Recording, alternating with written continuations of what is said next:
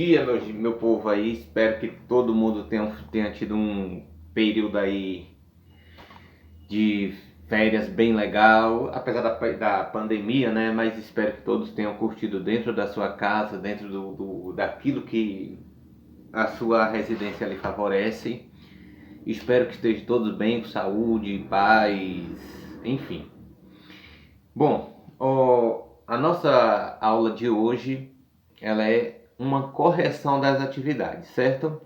Esse período agora, eu vou pegar só para corrigir as atividades. E nesse período de atividade que a gente vai corrigindo, a gente vai discutindo aquilo que vocês estão corrigindo. Dessa forma, a gente vamos entrar aí num sistema no qual, de acordo com o que a gente for respondendo, eu vou explicando o contexto geral da coisa. Vamos começar no livro de vocês aí, História, 9º ano. No primeiro capítulo, vamos começar do primeiro, chegar ao terceiro, né? Quando a gente concluir, a gente entra lá na outra fase, certo? Onde o sistema aí é uma república em construção. O assunto que nós vamos corrigir é o da página 20, de título O Ideal de uma Unidade Nacional e as Contradições Regionais, ok? Então, esse vai ser o assunto que nós vamos trabalhar hoje. Tem um textozinho aí, não vamos precisar estar lendo o texto, porque certamente vocês já fizeram isso para responder. Então, já vou partir direto para a resposta.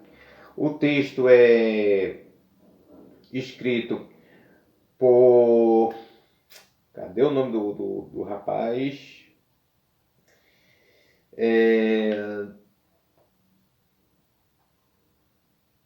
Raimundo Fal.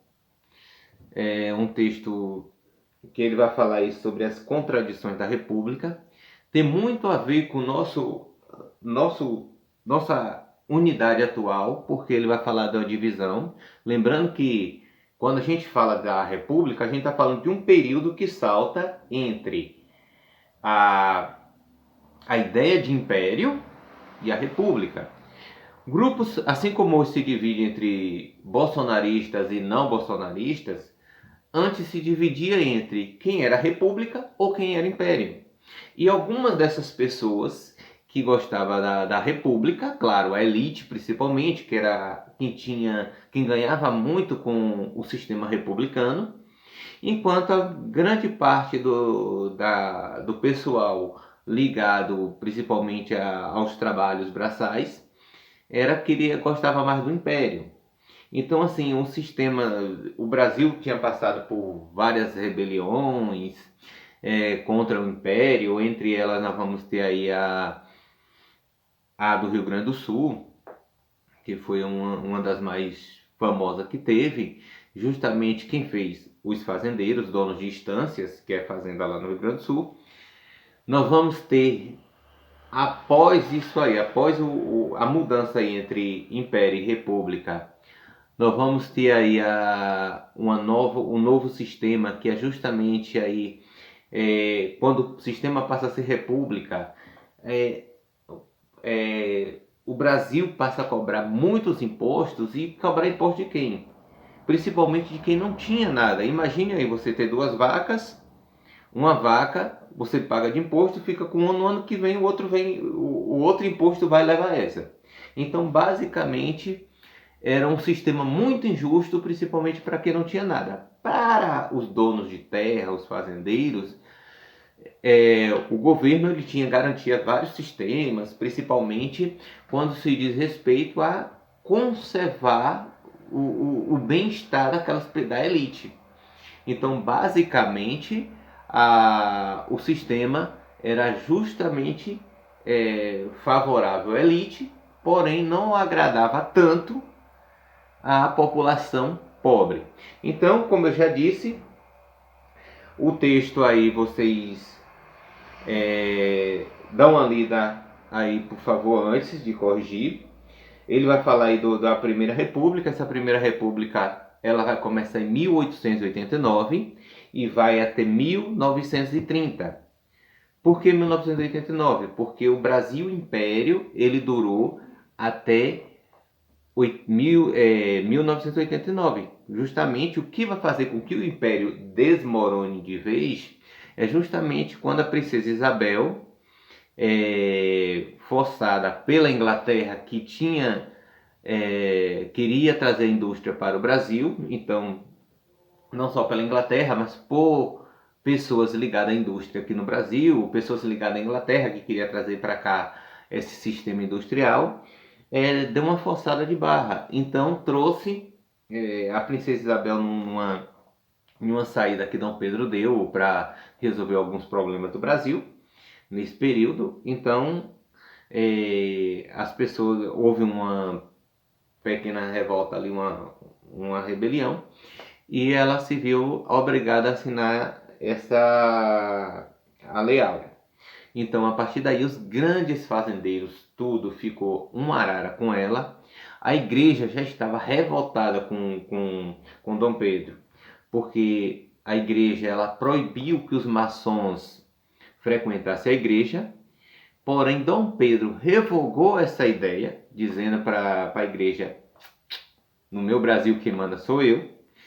E a igreja disse: não, quem manda sou eu. E a igreja ela não gostou muito da ideia. E alguns bispos e padres não comprou a ideia de Dom Pedro, e sim foi contra Dom Pedro. Nesse sistema, o que houve, Dom Pedro mandou prender alguns padres, e esse foi um grande erro por parte dele, embora ele não queria baixar a cabeça, também porque Dom Pedro ele era maçom, então ele não queria baixar a cabeça para a igreja, porém a igreja também não queria baixar a cabeça para Dom Pedro. Então Dom Pedro imediatamente manda prender as pessoas ligadas à igreja que não estavam acatando as ordens dele, e a igreja, por sua vez, ficou contra Dom Pedro. Lembrando que a questão da fé sempre foi usada como manobra de sistemas políticos, seja na igreja protestante ou na igreja católica ou em outras religiões.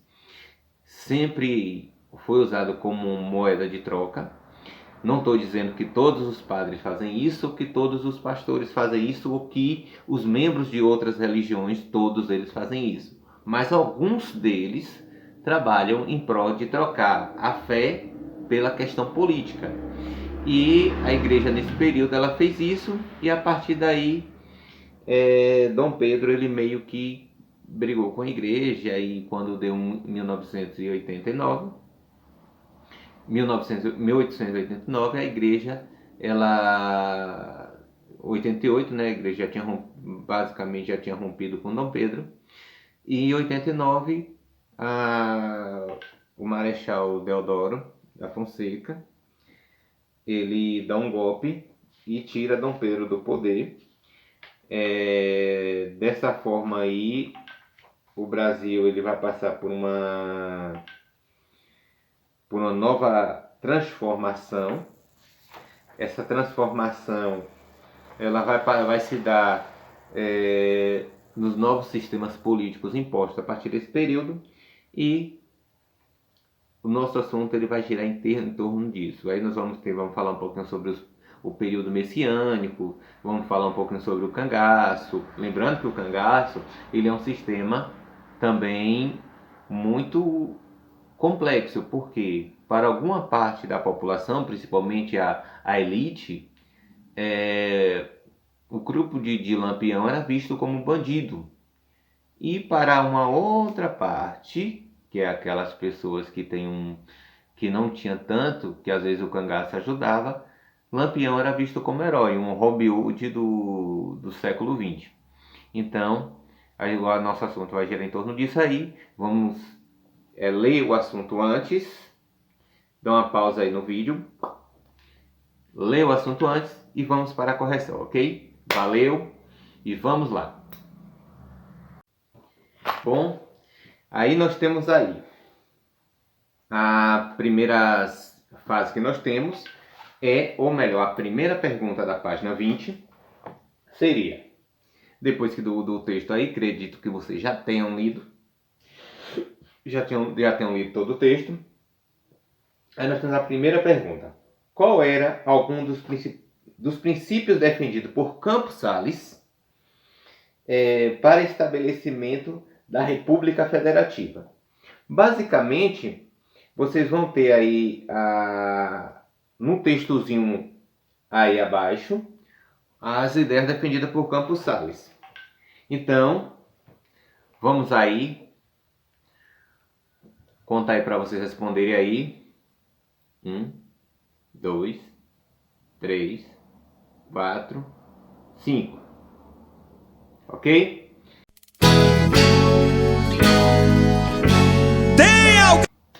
Agora que vocês já responderam, vamos para as correções para ver se está correta do primeiro. Então nós temos aí. Nesse sentido, no caso de Campos Salles considerava que o sistema federativo, no caso a gente está falando federativo, a gente está falando federal, a gente está falando do Brasil todo, deveria ser caracterizado pela chamada política dos estados. Ou seja, cada estado deveria ter sua política de acordo com a sua necessidade. Este é a política que fortaleceu e vinculou a harmonia entre o Estado e a União. Ou seja, nesse caso, as ideias de Campos Salles, ele queria que desse mais poder aos estados. O sistema federativo seria, portanto, caracterizado por uma espécie de dupla soberania. Bom, nesse caso aí, a gente já viu aí, o que é essa dupla soberania? A soberania federal, que no caso a gente diz aí que é o presidente, e a soberania estadual, que no caso a gente tem como principal participante o nosso governador. Então, o governador, dentro do seu estado, ele ia estabelecer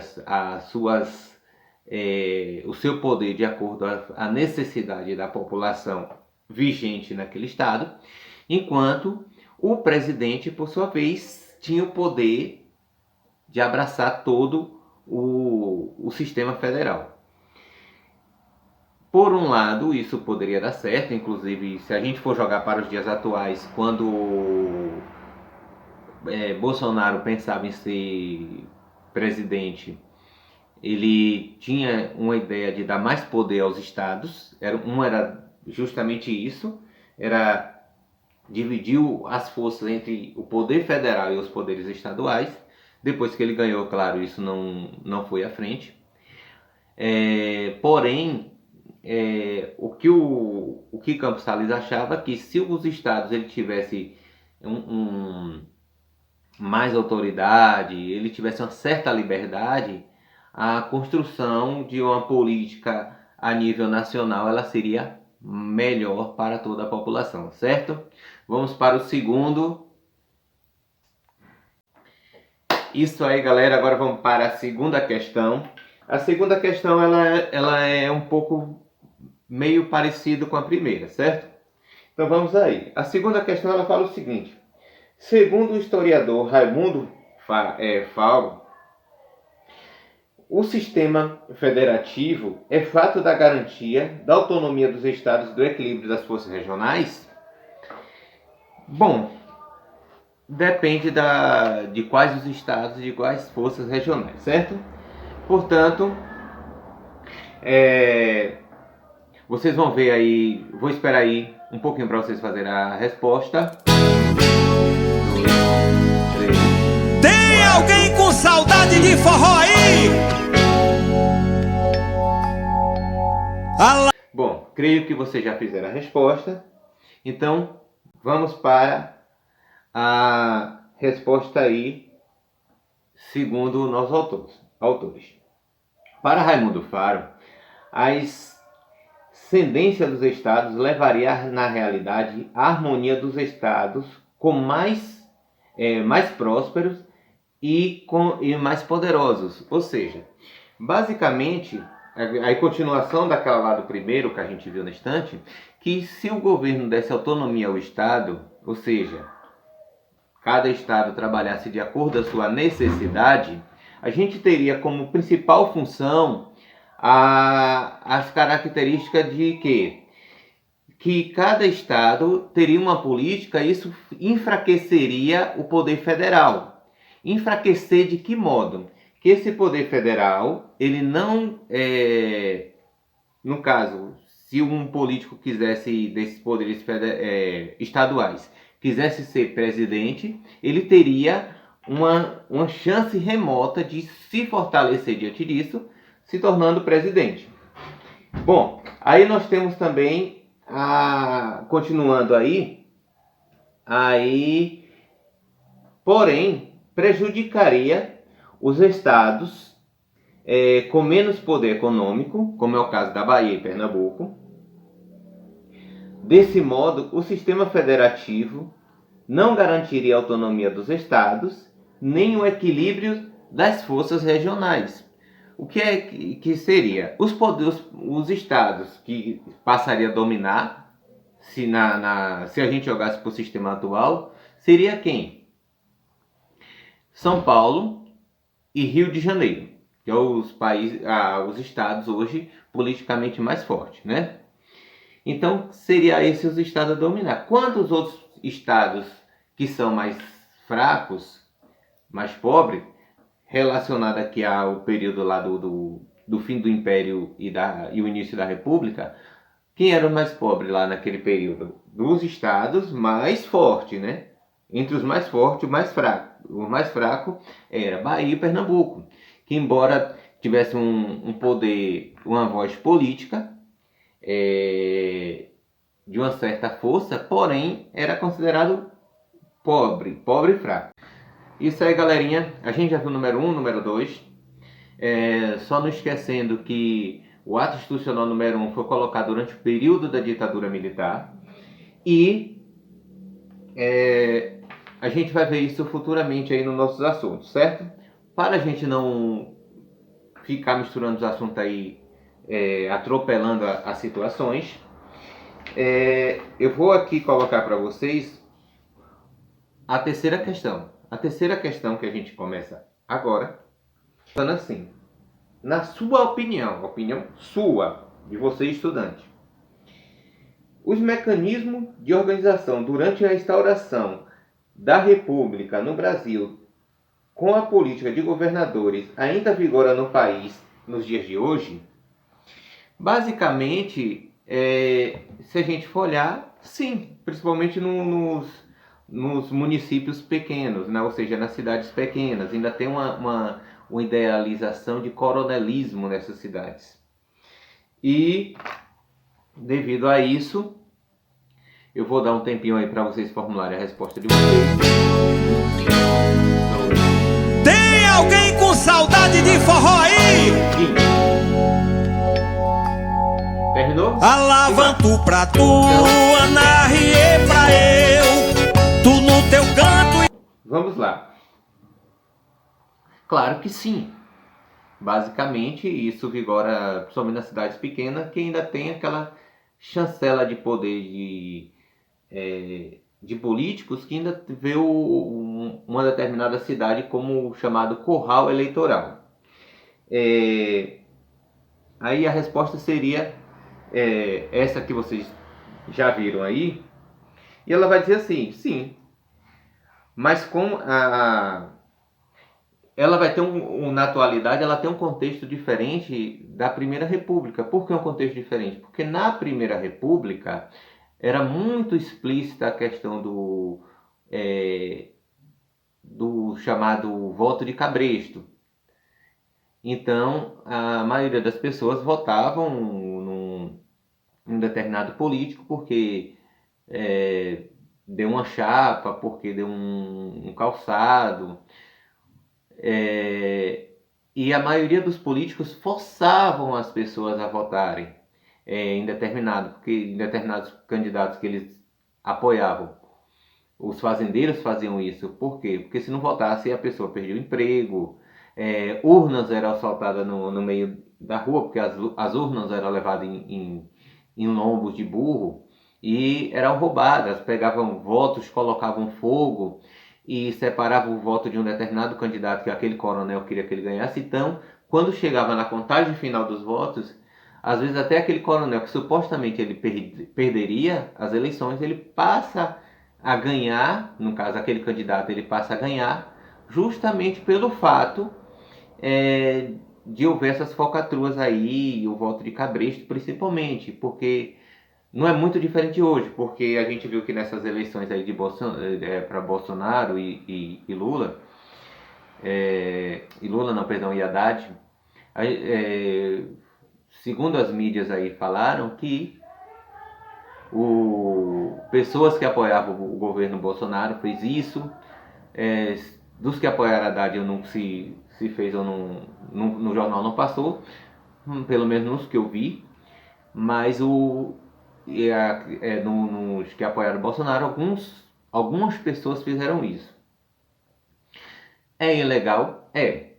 Mas as pessoas ainda fazem isso. Ainda tem pessoas que trocam seus votos por cesta básica, por um bloco para construir um muro, para fazer um tanquezinho no fundo do quintal.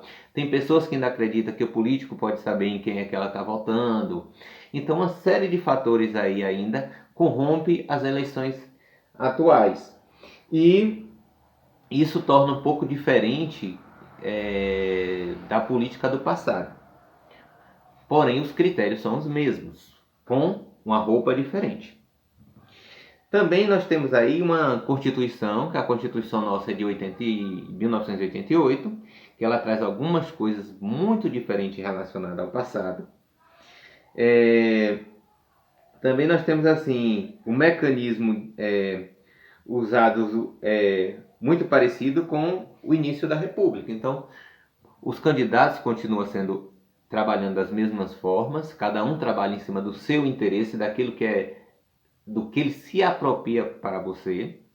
As pessoas ainda defendem seu candidato com amores, eles não percebem aquele candidato como alguém que que está ali para trabalhar para você. A gente tem que entender que o candidato que a gente vota, ele é empregado do povo, ele não é um ator, um artista que chegou ali por mérito. Ele chegou ali porque as pessoas votaram e acharam a maioria achou que aquela pessoa era importante para o país naquele momento, ou para o seu estado, ou para o seu município. Então, aquela pessoa que está lá, que você votou, que seus pais votaram, é empregado do povo, não está lá para enfeite. Hoje, também a gente tem que se conscientizar também que o que é público não é de alguém. O que é público é um bem comum. O que é um bem comum? Que pertence a várias pessoas, pertence a todo mundo. Por exemplo, uma escola pública, como a nossa lá no Antônio Japiaçu, é uma escola bonitinha, arrumadinha, mas a gente sabe o seguinte, que se a gente bagunçar com ela hoje, estragar a cadeira, a mesa, quadro, ou estragar a pintura da parede, outras coisas, no ano que vem, se a gente que vai retornar à escola vai ver uma escola feia, e as pessoas que estão sendo recebidas também vão ver uma escola feia. E quando a gente cuida do patrimônio, a gente está cuidando que é nosso, porque a gente está lá utilizando, e está resguardando que o outro vem utilizar o local após a nossa saída. Então o bem público ele tem muito disso. A gente tem que entender que o que é público não é particular. O que é público ele tem um dono. E não é um dono único, é um dono geral. E a gente tem que entender também que as coisas públicas elas são boas. Algumas pessoas corrompem, sim. Assim como a gente tem religião que também tem pessoas também que não condiz com o que se prega numa religião. Mas o que é público, se a gente passar a respeitar o direito do outro, o direito de fala, o direito de ir e vir, e respeitar o outro, tudo funciona legal, certo? Então, basicamente, era uma coisa que na República as pessoas não respeitavam, que era o bem comum. E ainda hoje alguns políticos também, a maioria dos políticos não respeitam o bem comum, que é o direito de todos. Os políticos ainda, se a gente for ver pela política atual, agora, nesse exato momento, nós temos aí o político, a gente está fala do presidente, porque ele que está na presidência, então ele é a bola da vez. Se fosse outro, eu ia falar de outro. Então, o político que está lá na atualidade, por exemplo, ele está lá, mas está defendendo os interesses dele. Quando a coisa aperta, ele pula para um canto, pula para outro, vai para manifestante, enfim, ele arruma mecanismo de se defender e se livrar da justiça, como isso acontecia também no passado, certo? Então, essa é a nossa correção de hoje. Espero que tenha gostado. Comente aí comente aí depois no grupo no WhatsApp se você gostou, se entendeu, e quem sabe a gente continua fazendo correções desse tipo, certo? Boa semana. Essa semana ainda volto com outra correção ainda, e fica na paz de Deus.